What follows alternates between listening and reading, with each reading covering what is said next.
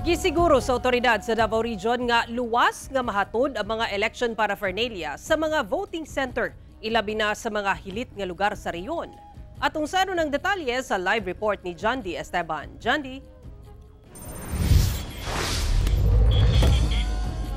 Sara, nakaandam na ang security plan sa otoridad aron masiguro nga luwas ang paghatod sa mga election paraphernalia, ilabi na ngadto sa mga remote areas o mga hilit nga lugar.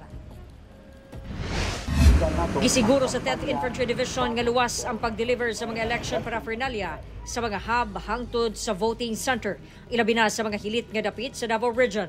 Bisan insurgency-free na ang rehiyon, wala gihapon nagkumpiyansa ang militar sa mga posibleng musabotahe sa eleksyon. Bago pa lang na ihatod dito ang mga equipment, na siya yung mga advanced parties at ang mga military dito sa mismong site, no? Lahi pa nang sa mga tawagon na mo MSR, no, kanang agianan, naapon na tayo mga road security diha.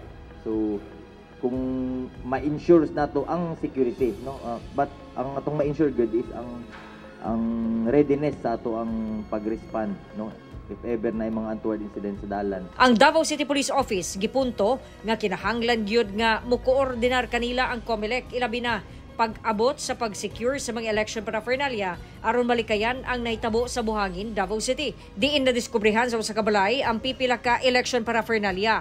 Daan ang giingon sa DCPO, wala kini ma-coordinate kanila. Doon na sabdaw mga lugar sa syudad nga lisod kaayo sudlon, maong kinahanglan gyud ni bantayan.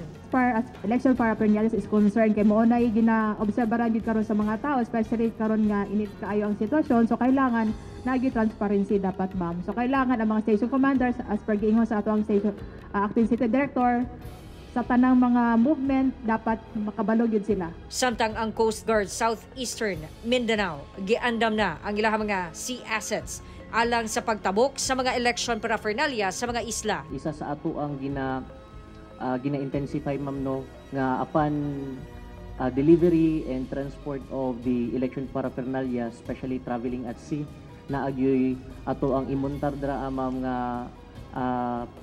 PCG personnel sa maong floating asset, especially sa ato ang kaning from one island to another.